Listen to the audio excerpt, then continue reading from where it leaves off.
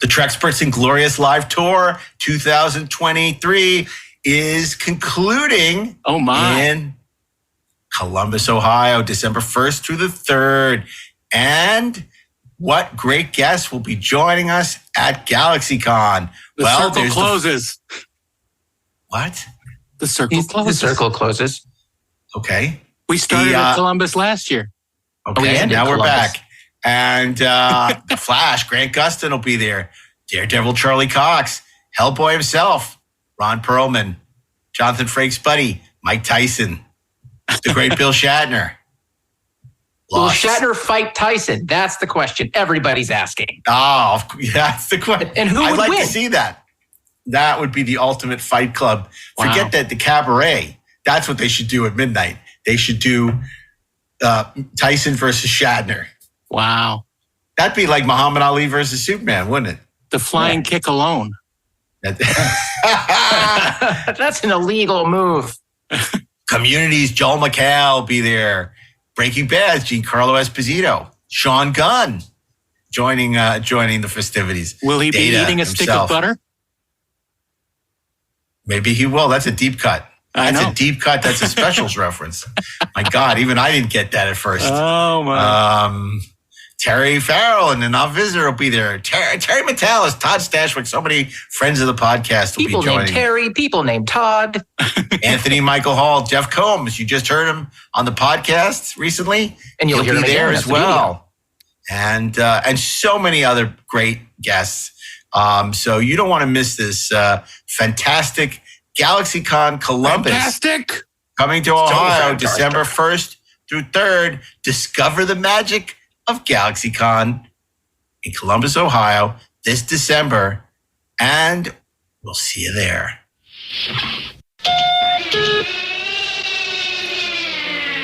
Well, here we go. Deck 78.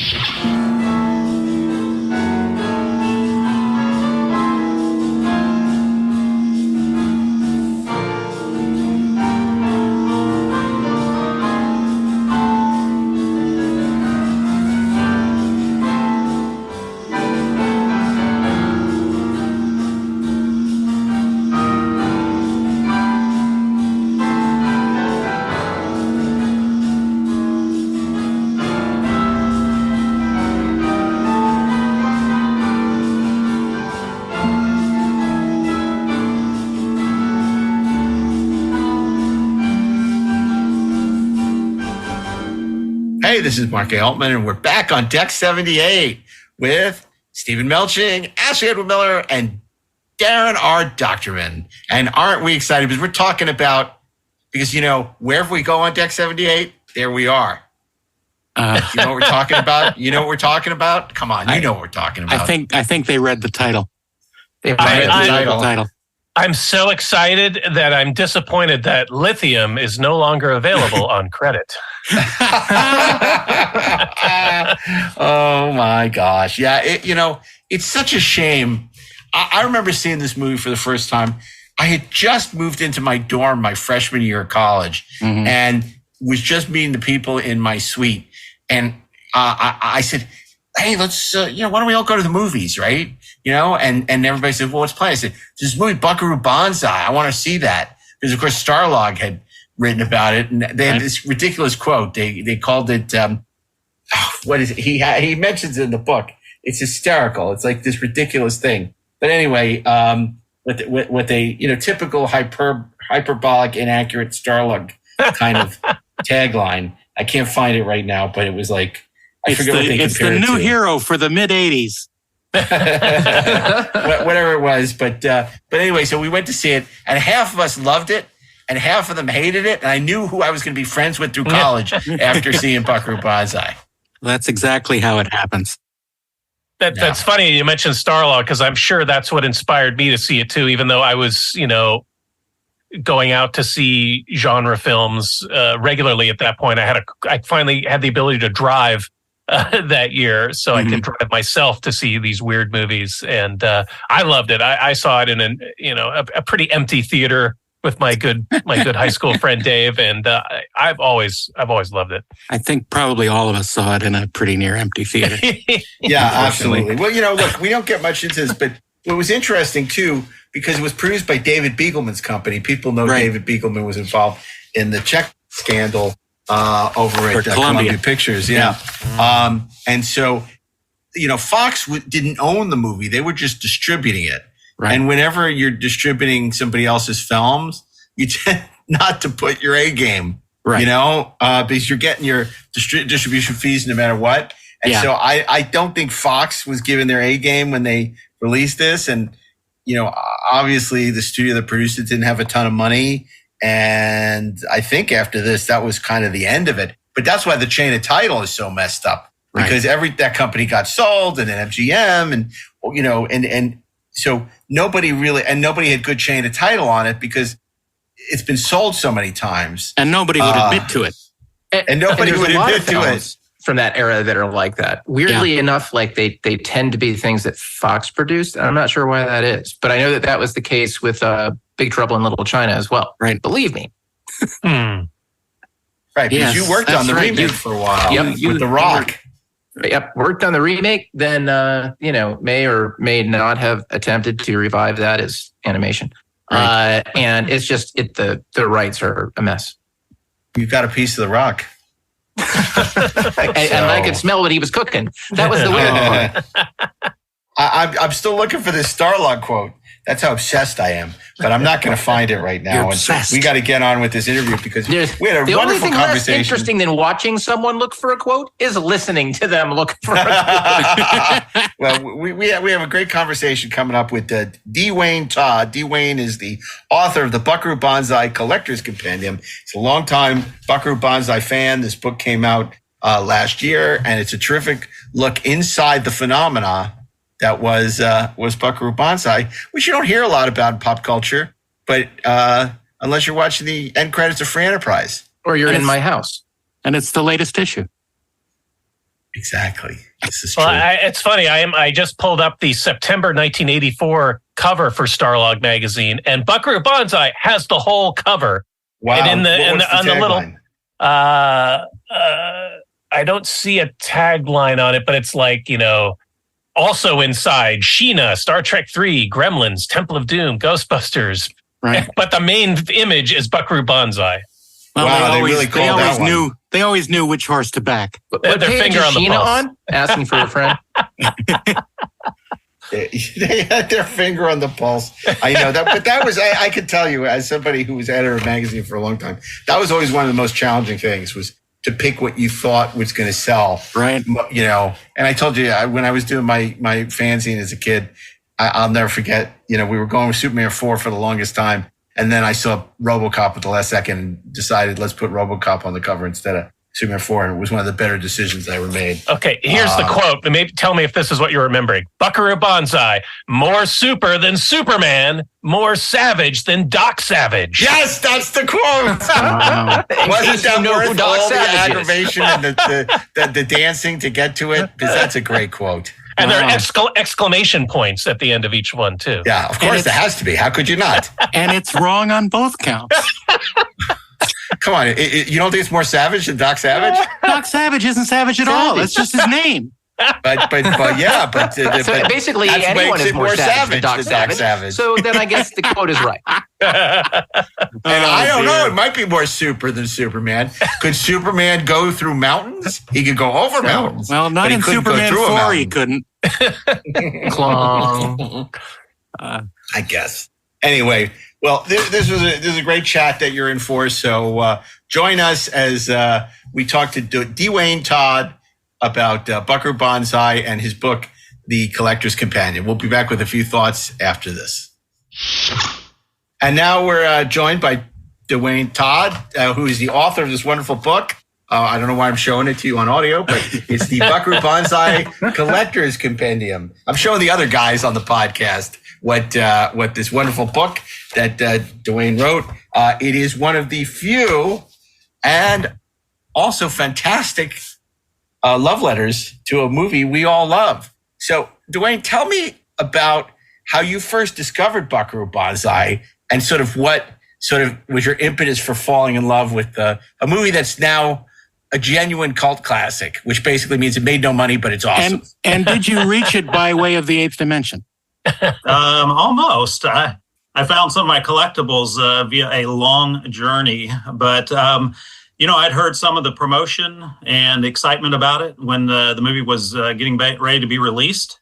I live in Evansville, Indiana, which is a little obscure, so it wasn't in on the initial, release. They staggered the release across about 5 months. I'd seen a buzz about it in all the great magazines, Starlog, Fantastic Films. I read all of those. So I was really curious. It looked really cool. There were some convention things, up in Chicago, where they were giving stuff away. And I heard the buzz. Two of the folks who I was really close to, they're a little older, but they were film reviewers locally. So they had gotten the big press packet. So as a lot of folks know, when they were promoting the film, they sent out these big press packets. There was a 100-page production guide, all kinds of information. So they were at a buzz about it. So I actually was out of the town in Louisville and visiting family, and we were in a store, and I found the paperback novel, and it had already triggered. I'd not even seen the movie. That the novel was hard to get. So I picked up 2 copies of the novel, one for me, one for someone else, and then a set of the Viewmaster slides, sight unseen. I hadn't even seen the movie. And unfortunately, the week before Christmas, it aired for 1 week locally. So I went to see it in, I think, 2010. Odyssey 2, so it was a John Lithgow double feature that day. Right. Loved it so much. I turned right around, took my dad to see it, and we never went to the movies through the week. So like weeknight, a couple of days later, we went to see it. So that was a very rare occasion that my dad would go on a weeknight. Now, did you join the fan club at the time? Because that was something really cool that Fox did back then. They had I think it was the Blue Blazer Regulars, where you could subscribe, become a member of the fan club, and they sent you updates and these little push pins, I believe, and didn't they send also the bandana as well?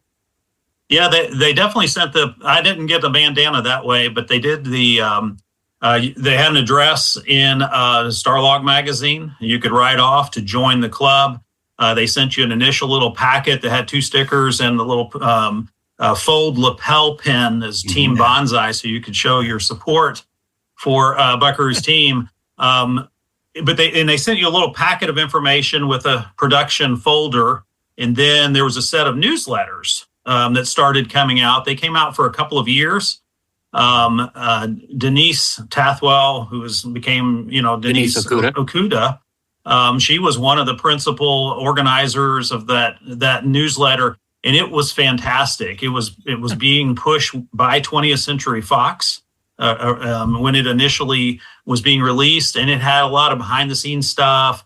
It had little explanations of things from Richter. It was a lot of love went into it. A lot of little illustrations and drawings, funny jokes, and stuff like that. So I think that really helped build the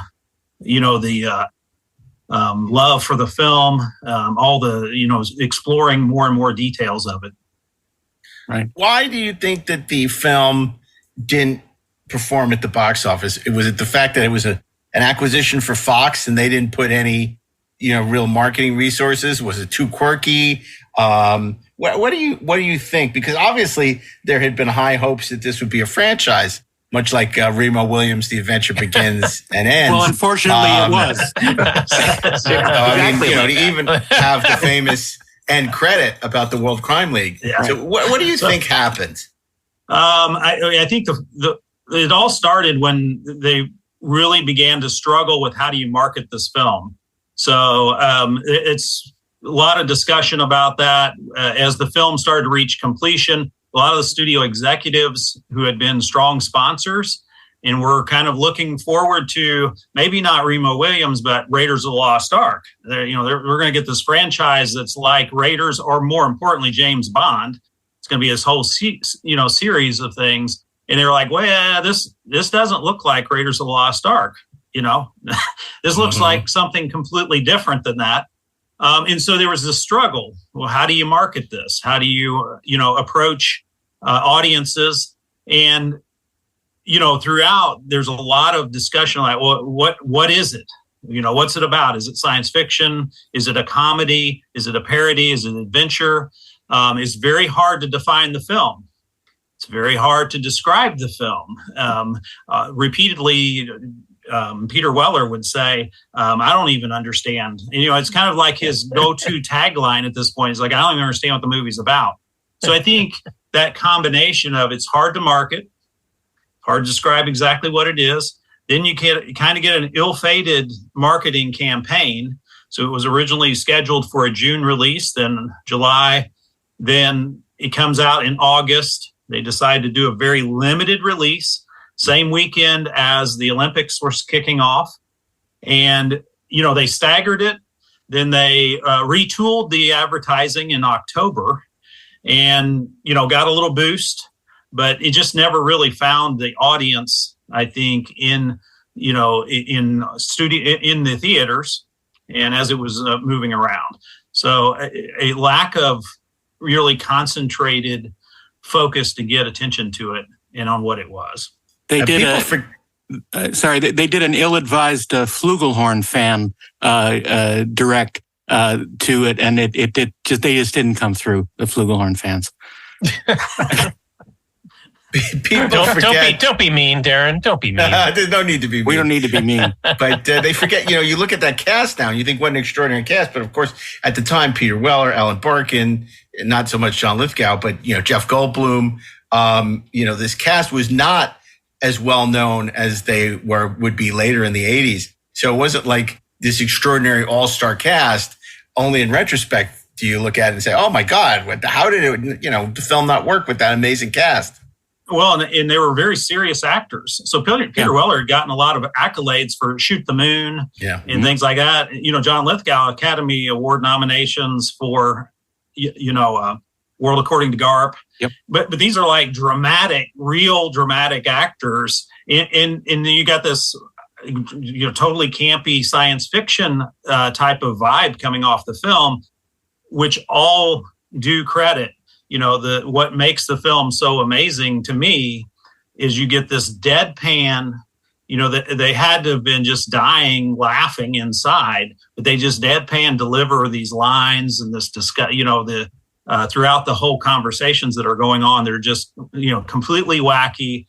And I've often thought about it's kind of a, how crazy can you talk and still make it, believable? Right. And somehow Lithgow, he pulls it off, and Peter Weller, he's got just enough that he pulls this stuff off as you're going through it. Or at least it does for me. Yeah. What surprised you the most in your research over the course of putting together the book?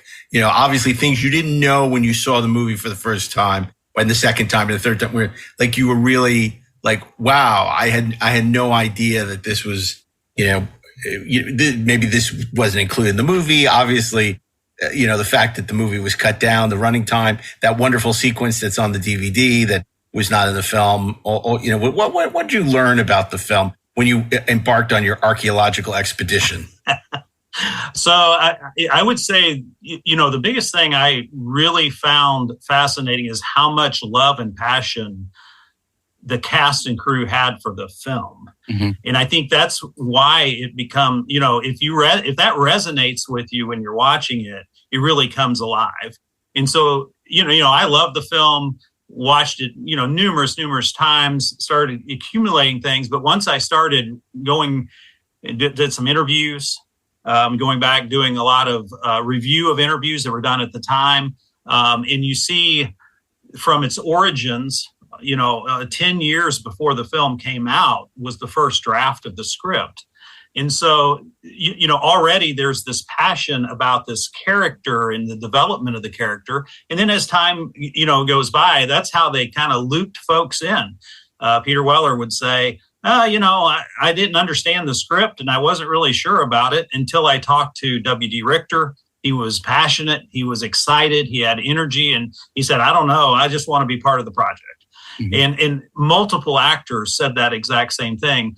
So I think, in the research and just studying about all the things is just how much joy Lithgow, I interviewed Billy Vera, and he said, yeah, it was one of the most fun film experiences he ever had. Lithgow has said the same thing many times in interviews, is just like they look back and just how much they enjoyed making it. And I think that's what comes across. So there's these goofy, campy things, and yeah, I get it.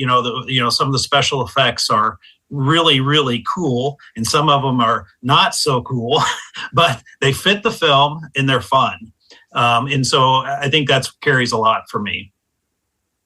I think that goes for the technical people as well. I got to work with J. Michael Riva several times, who was the production designer.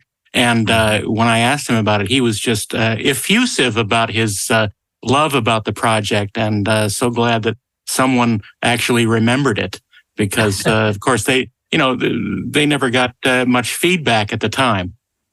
Well, this movie was one of those, it sort of came and went without causing much of a stir. So it was one of those, secret handshake movies that a certain, geek culture knew about. And if you knew about it, you were in the club, because it was something that was so hidden from view. Much like the Lectroids.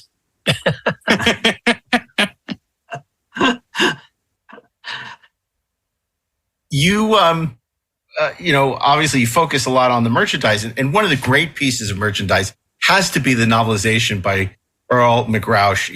There are a lot of people, it's basically a transcript of a movie, novelizations back, especially before, home video, people would read them, and that's all they wanted. They just wanted to relive the movie. The great novelizations add something to a movie. Yeah. And there's probably no greater novelization. It's certainly one of the best is the Buckaroo Banzai novelization. Yeah, it's like a companion piece.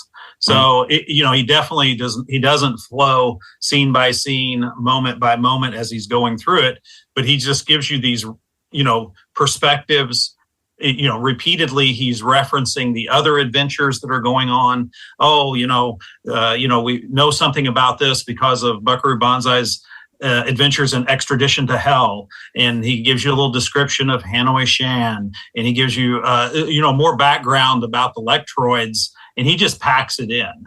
I think the efficiency of that book, which is right at 200 pages paperback, there's just so much density crammed in that you really get this sense of the fact that Earl McRausch has been brewing for 10 years, and this is like he's just boiling it all out right here, right, and giving you this data dump. You obviously being a huge aficionado of the film, I'm sure, like many of us, were hoping that someday we would get to see some kind of follow-up, despite the fact that the film was not particularly successful at the time. Now, there had been talk of a TV series that didn't happen. There have been talks of sequels. Most recently, I guess it was Dark Horse put out World Crime League as a graphic novel. Oh, not a graphic novel, it was a novel by Earl. What have you sort of tracked over the years in terms of the property, resurrecting? So there is a lot of disagreement over who owns the exact rights to the film, and it went through a lot of hands. So it was initially 20th Century Fox, and then went to MGM, and there's a lot of dispute about whether MGM bought the exact piece of the script to the film, the characters that are in the film, but not necessarily. There's a big disagreement about whether they own any of the franchise aspects of the film. And of course, they claim they do. Others claim they don't. And it just seems that there's no one who has been willing to, go through the legal hurdles and fight to get it really clear exactly who owns it. Kevin Smith had announced he was doing a series on it just a few years ago, right? So, which brings some pretty big credibility to the concept. But once it kind of got, as I understand it, once they kind of got into the rights battle again, he stepped back and said, "I don't want to get into one of these, the big conflicts where we don't really know the rights, especially once we start production of the process. Yeah. So I think the film rights aspects is just tied up in a lot of murky waters. And there's been, you can go online. There's a formal letter from Richter, who was part of Sherwood Productions. And, there's a response from 20th Century Fox. And at one point, there was a consortium of European film, folks who owned a lot of the rights to, they picked up bits and pieces here and there. So a lot of lack of clarity of who owns what. Now, over the years, obviously, early on, you say, well, yeah, it'd been great to have a sequel. But over the years now, I really feel like, that whole ending is just like, it's so perfect. The announcement of another movie is so perfect contextually for the film because, the film is so self-aware. Here's my comic books. Here's my video game. And guess what? Yeah, here's my next movie. It just fits the whole way that Buckaroo Banzai sees himself and the film sees itself in its own metaverse. Yeah, honestly, if World Crime League had come out, unless it was perfect, in a way, it could actually undermine how great Buckaroo Banzai was in a way that bad sequels can, but not to that degree. Yeah, you have to wonder if they could have caught that same magic, right? So right. There's so much magic happens because if you look at the shooting script, so I've, went through a lot of the scripts, different drafts, but the final shooting script, over half the dialogue is completely different in the movie. So they were ad-libbing so much because the actors just, Richter wanted them to take on the ownership and Peter Weller, he fully embraced the character. And so he brings a lot of these, the lines and stuff like that into, into the character that you wonder, could they have reproduced that? With that, if it had been a huge success, more folks might have wanted to step in and have more control. Well, people go ahead. Several of my friends worked for Foundation Imaging back in the day, and they were involved in at least creating a teaser for the sequel, whether it was going to be a TV movie or what have you. And I got to read the script, and if you think Buckaroo Banzai is difficult to understand, that ain't got nothing on this one. It was totally bonkers, and not that there's anything wrong with that, but I think that's something that had a negative effect on it actually getting produced. Yeah, you definitely have to have the right balance, and I think that's again, Peter Weller has said that Richter really reined the thing in. So he took all these great concepts by Rausch and then reined it in and and helped transform it into something that's viewable by audiences and that you can really resonate and connect with. So I get that out of it. You had mentioned in the adaptation of the comic book adaptation that the original scene with Buckaroo's parents was left in. Was that a late cut? Or was that, or had it always been, out of the edit for a while, but that it still stayed in the comic? So as I understand, there was a very long edit that was over 2 hours, well over 2 hours, pushing 2.5 hours. And that was edited down to what was shown to, screened to some audiences. And that edited down had the alternate opening. And one of the things that was said by early viewers was, hey, it's very confusing. I don't necessarily understand. So in order to get rid of some of the confusion, if you can imagine, it was, hey, well, let's change the opening to it. Let's pull some of that out. Now, Richter would say also that he felt like it created a diversion, right? So you're open up with this complete diversion of what's happening before you start into the real story. So he felt like it was kind of like an anticlimactic opening. So they pulled it out in order to hopefully make the film a little easier to follow, a little more straightforward. They also pulled out a number of clips that are seen on the behind the scenes or the deleted scenes on the DVD. And all of those have reference to Hanoi Shan. And so there's this thing that, well, we don't want to have too many, name dropping and characters popping up in the film. So let's cut all the scenes that mention him. So he's never mentioned in the movie, although there's a picture of him on the side of the video game. It just always startles me. You're wanting, of all the things you're going to pull out to simplify the movie, this is the part you did, as complex as Buckaroo Banzai is from a plot, trying to follow what all is going on. So, right. For our listeners who might not know exactly what we're talking about, this is a prologue scene that looks like home video, like Super 8 film footage from 1954, showing a very young Buckaroo Banzai with his parents doing an initial test of the oscillation overthruster and the potential murder of Buckaroo's father by Hanoi Shan.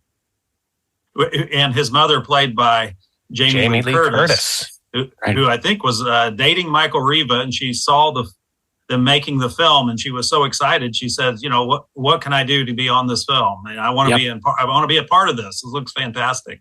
So they cast her into that role. So some of that positive energy you see.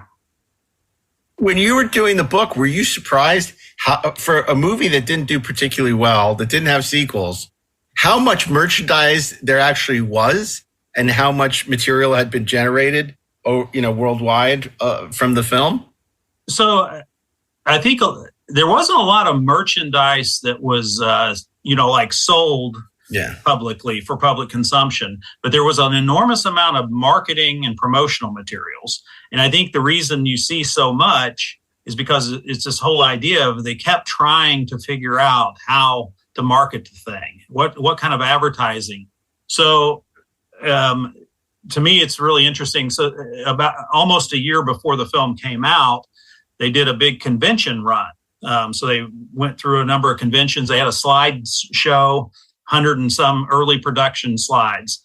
So if you look through those, it's kind of giving you a lot of images. They produced the headbands. It's just pretty famous. They made 35,000 of the Team Banzai headbands, the same as what he wears in the film. They gave them out to fans. Fans running all over the conventions wearing these headbands and the little lapel pins. And then you see different versions of the posters that came out. The press photos. There's a huge number of them, at least from my perspective, because they were just trying to show different types of things. And, as they struggled in the United States, as they took it overseas, they started looking at, well, how can we do this a little differently? So when you go to like Germany, France, they launched a completely different marketing campaign. So they looked at different types of images, which is probably one of the things I found most fascinating as I put all that together in the book, is when you end up over in Germany, like all the promo lobby cards are industrial settings, industrial images, technology, the rock band, those types of things. That's what they focus on. If you go to France, for whatever reason, I'm not sure what this says, but in France, the lobby cards, almost all of them, they're brandishing a gun. And you get one of the most bizarre is like the scene where Electroid is wrestling Penny Pretty down into the dungeon. This overt violence against, a woman. And you'd say, well, that, doesn't represent anything that's in the movie. Yeah, there's this brief scene. And then you look at the main posters. Most famous, France has the Mad Max type of a poster. So the main character's got this huge gun and he's all in leather. And there's this fleet of, alien ships flying around in the background. It's an amazing picture, but if you were looking for that movie, you never would have found it when you showed up at the theater. What territories did it do? Did it do well in any territories around the world? Were there any countries where they really connected with it? I don't. Not that I know. I don't know. I don't have the statistics of that. That was. it was released internationally by PSO, which kind of specialized. They were like an offshoot that would take some of these projects and specialize in the marketing of it in overseas. So PSO was run by Mark Damon, who, had an acting career, lived all throughout Europe. And his specialty was how do we, kind of translate this into the local audiences. But in reading through a lot of that material, it wasn't like it was a huge hit in any of those countries. It did, kind of moderate, but that's about it. Right. Consistently worldwide average. That's right. It's such a remarkable cast. And, even the supporting cast is so well cast. I mean, finally, the perfect role for Vincent Schiavelli. I mean, this is a guy that the Bond producers cast as a relentless assassin. Could not be worse casting. But in this, he's so perfect. And everyone, it's not just, Peter Weller and Alan Barkin, and obviously Jeff Goldblum was so brilliant, but everyone down the line, even in the smallest roles, are just superb.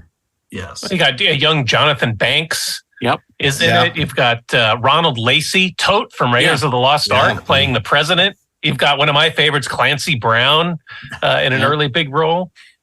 Billy Vera shows up, who's a very successful musician. That's the first movie he was in, but he has a Grammy Award-winning performer. He was very popular with his LA band at that time, and Hong Kong Cavaliers kind of based off of their sound and their look. Bill Henderson, who plays Casper, Lindley, who comes in and rescues Buckaroo in the helicopter. He's a very famous jazz musician and a blues singer. Like, at the top of the list in the late 50s, early 60s. So, there's these appearances by these folks. It's just awesome to see. Clancy Brown, one of his earliest films, and he would just go on to be in so many different things. So Carl Lumley is John Parker. This is a great, good segue, though, because I always loved the music in this film, and it was composed by Michael Boddicker, who is primarily known as like a session musician. He played keyboards on Michael Jackson's Thriller. Mm-hmm. He did The Goonies Are Good Enough. He did Footloose. He did all these great pop songs. Not to be confused with Clarence Boddicker. Yes. Leave. The Clarence Boddicker story. What can you tell us about the soundtrack and the music? The soundtrack is, essential 80s. It's some awesome work with the synthesizer and the Moog stuff.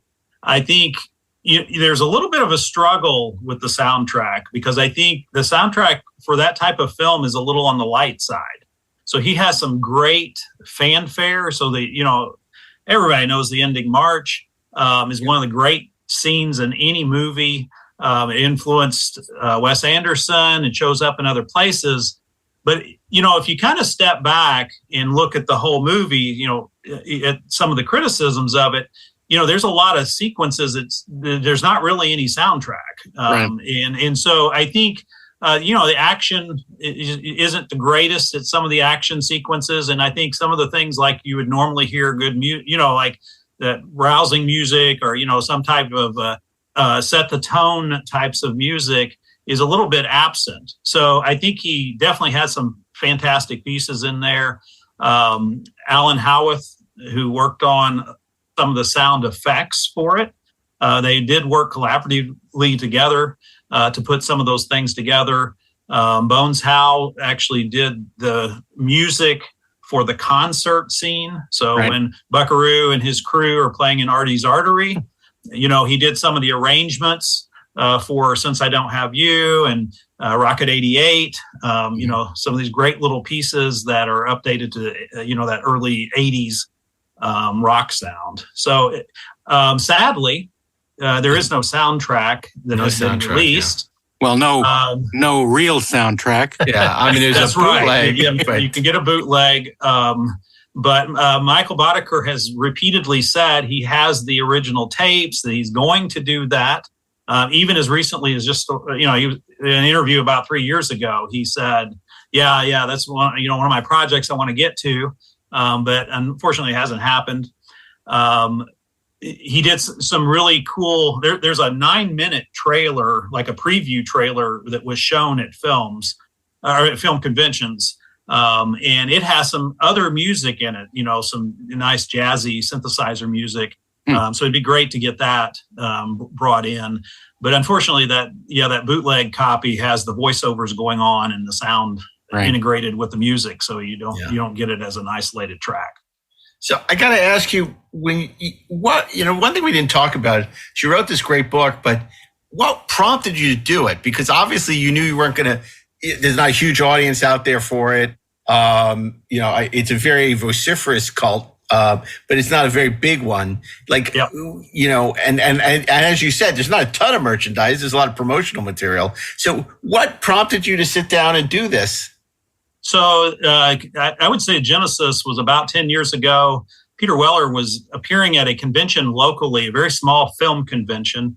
And several people knew I had a little collection of stuff. And so they said, hey, you should set up a table there. So I came over, set up a table. I have like the original breather vest that was used in the movie, some original paintings, a silicone casting, a variety of things. And, there was a watermelon. A watermelon. Not the original one, unfortunately. But so anyway, at that time, I created a lot of discussion with folks about it, and there was a lot of positive energy.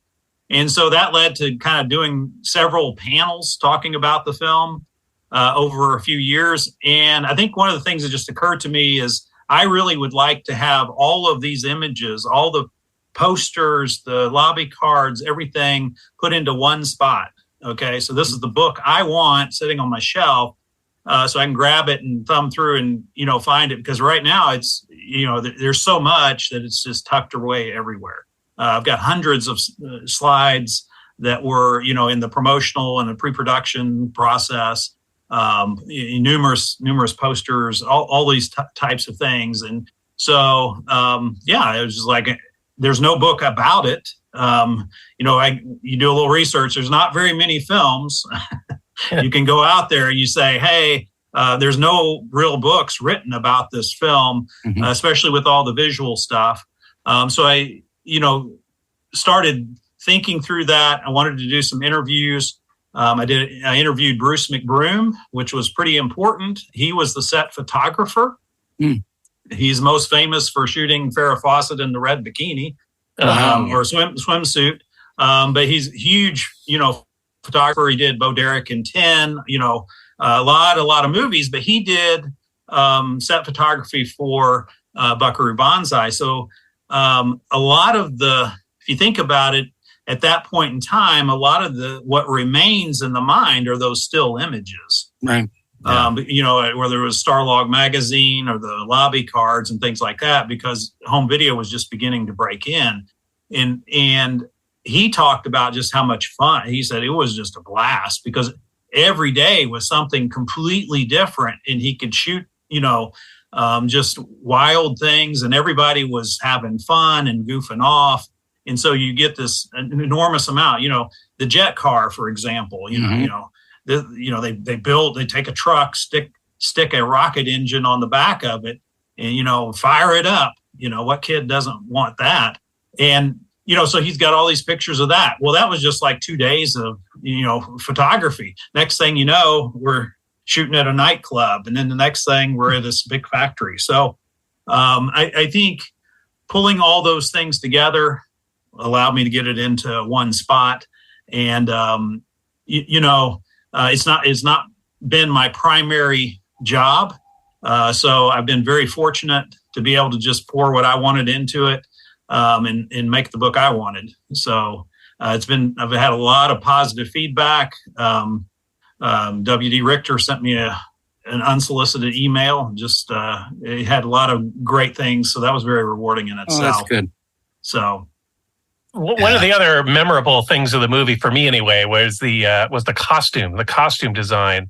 I saw the movie in theaters when it first came out, and if I had the balls, I would have dressed like Buckaroo Banzai when I went back to high school. But I just, I didn't think I could pull it off. But I always love those costumes and the costume design. They're weird, they're cool, they're funny. What can you tell us about the costume design? So costumes were developed by Aggie Rogers, Gerard Rogers, who has a long history of Academy Award winning costume designer. So again, I think you see this high quality people working on this. There's the special effects, the costuming. And, she went in and said, well, I want something different for each person. So they're all going to have their, unique characteristics, unique styles. And so certainly, Buckaroo's in the latest, interestingly, he's in the latest Armani suit. It's not or a Versace suit. It's not like all custom made things. A lot of these were pulled off at the cutting edge of fashion for Buckaroo, Perfect Tommy, and some of the other members of the crew. And then you get this wild, crazy New Jersey Jeff Goldblum. Right. When he shows up with those chaps, I mean, it's hilarious. What are you making fun of him? Yeah. Well, the funny thing is, you see that costume. You see that costume again in Pee-wee's Big Adventure. Yes. So I think so you have those pieces, and then and so it really gives it this almost real world touch, real world feel to it. A lot of the main characters, their clothes, you can pick them up. For example, Mrs. Johnson's wearing a Kansi Yamamoto shirt. It's like gear up, take off. Well, I found one of those. I was in my eBay, Google search. After about 2 years, one of them triggered. And so it was the exact shirt she's wearing from that period of time. So it's kind of interesting. And then she does something completely different for the Lectroids, which is neat, So they're all dressed like really, really poorly dressed Russian salesman, I think is what she said is the term she was looking for. But she also said that she dressed them in greens and yellows. So there's a green and yellow subtone to the clothes that make them look anemic and sick. Interesting. When you see them in their human form. So there was a lot of thought going, into how the clothes match and align with the character that's going on. Now, when you go to I know if folks haven't seen this, we're going to get real crazy here. When you go to the black Lectroids, who look like Rastafarians, they have spandex and silver jackets, and they're just dressed all crazy. John Emdahl, who's their leader, is dressed in this chain, link dress that they built the whole thing just for that, and then shined a light up underneath to make it glitter and glow. Right. They're definitely memorable and distinctive for what's happening in the film. But great stuff. Speaking of gritty realism, there's a whole corner of fandom who fervently believe that there are direct and discoverable links between Buckaroo Banzai and my favorite film of all time, Big Trouble in Little China. So as you were researching for this book, as you were putting it all together, did you ever come across any definitive connections between Buckaroo Banzai and the greatest movie ever made? Well, it's worth pointing out that W.T. Richter wrote Big Trouble in Little China and directed Buckaroo Banzai, just for people who don't know. He did the touch up or the cleanup on the Big Trouble script. Right. He was definitely involved with it. So I think you get a piece of that. I've always felt like there's a flavor to it. Now, I don't know how definitive this is, but Ready Player One writer Ernie Klein, he wrote a script that's available online for Against the World Crime League. And in it, Jack Burton shows up as a Blue Blaze irregular. So, that's pretty definitive. It's probably as clear as it gets. But, I think the flavor, I love Big Trouble. I mean, it's so much fun. And, the things he says, besides that, it's all in the reflexes, never drive faster than I can see. I'm just like, when I hear those lines, I'm like, I can see Buckaroo Banzai saying that, Yeah. He's got that zen kind of cool, perspective behind him. But that's the connection I'd make. So I got to ask you before we let you go, this has nothing to do with Buckaroo Banzai, but I see a Star Trek Mission to Gamma 6 playset behind you on the Zoom. Absolutely. Is that an original? Yes, it is. And if so, why? Long-time listeners of this podcast know that's my favorite Mego Star Trek playset. Even though it's not particularly accurate to the events of the Apple. But please go ahead and tell us about. Well, I did not know it was your favorite, but I will say this in the book. The first thing I talk about is my love of collecting, and the first thing I ever remember collecting was Star Trek Megos. Mm-hmm. And we used to, have great adventures as a kid out in the backyard. Somewhere in Georgia and in a few other places, there's burial spots. When the rubber band broke, we'd have a little burial, had to go pick up some new ones. So over the years, and, I picked up all those pieces that I didn't have when I was a little kid, like a lot of us do. So, I knew that this was the Treksperts. So I actually did. It normally, I'm serious. It normally sets over here, which would be out of camera spot. Well done. Along with my, the Mego figures there too. Yep. So, just watch out for those Lilliputians. But I love the Mego figures. Just a long time. Actually, my wife and I gave each other the last two for our wedding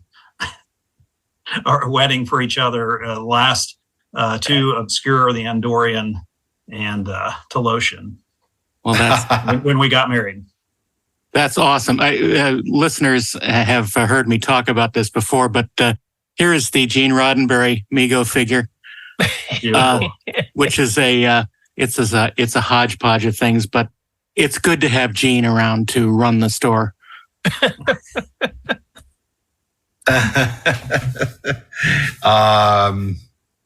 Can't go wrong with that. Well, DeWayne, I'm so glad that we had you here today to talk about your love of all things Buckaroo Banzai. It's a film we all love and respect, and obviously W.D. Richter is someone also that we hold in great esteem. Big fans of Invasion of the Body Snatchers and a lot of his work. So this was great. We hope that anyone who doesn't have the book, who's a fan, will check it out. The Buckaroo Banzai Collectors Compendium. Tell us where we can get it. Where can we get this? Hey, it's really easy to pick up a copy. It is on Amazon. So you just look it up on there and, make sure to leave some reviews. So I had a lot of positive feedback. I actually include my email in there, and I get a lot of folks. I have not had anyone who's been disappointed. It is over 300 full color images just packed through, and most people are like, I had no idea there was this much Buckaroo Banzai stuff out there. Yeah, absolutely. Well, thank you, DeWayne, and good luck. And until we'll be waiting for the World Crime League with you and for a follow-up. Thank you so much. I really appreciate it. Thank you. Thanks for joining us. Thanks for coming. All right. Good interview, guys. Interesting guy. It was, yeah. Fun. I heard a couple people out there crying in the darkness. It's so funny, though. This is the kind of book I would never write, because people come to me and they say, oh, you're going to write a book about Space 1999 or, Buck Rogers. I'm like, no, because I only write books to make money. It's not like I want to, I'm not interested in writing a book about something no one cares about. Mark doesn't do this shit for the love. I know, what are you thinking? Mark is Han Solo. That's the thing. That's right. My only disappointment with that interview was that he did not, in fact, uncover a definitive link between Buckaroo Banzai and Big Trouble in Little China. But No, you'll have to stay on top of that. You've already proved that. You've already proved that link because you know about it. Yeah, that's true. You know what? It's kind of like Schrodinger's W.D. Richter movie, which is weird. I didn't get to mention during the interview, but I saw W.D. Richter's student film from USC. Oh, no way. It's this really odd movie about police tracking this serial killer who is a Native American, and there's these bodies all over the place with arrows coming out of their backs. It's so weird and strange and funny and just. But he sort of started out with that very edgy, strange attitude, and I enjoy all of his work since then, of course.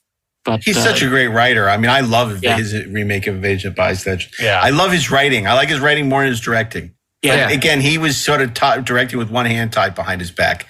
The schedule and the budget on this was not, they did not make it easy for him. Well, he was, and it's not like he's dead. He is a national treasure as screenwriters go. And we've talked about this before, but he was, Joss Whedon before Joss Whedon was cool and before Joss Whedon was uncool. He was doing those things. And it's funny talking about that and him in the context of Kevin Smith saying, I'm going to do a Buckaroo Banzai show. Well, cool, except for one thing. Look, I really dig Kevin Smith.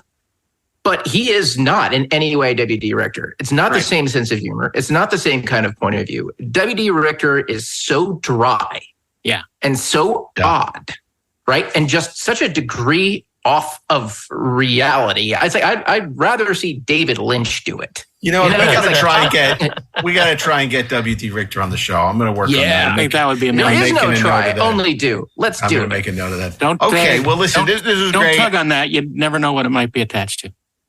It's always great being here on Deck 78 with you guys. You never know who's going to show up to chat with us over drinks.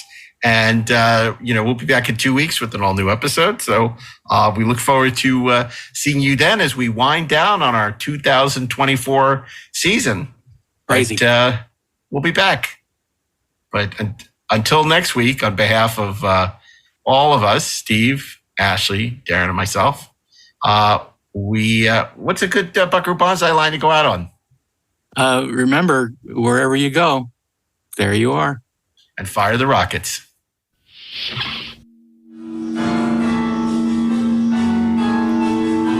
Deck 78 is an exclusive podcast from Treksperts Plus.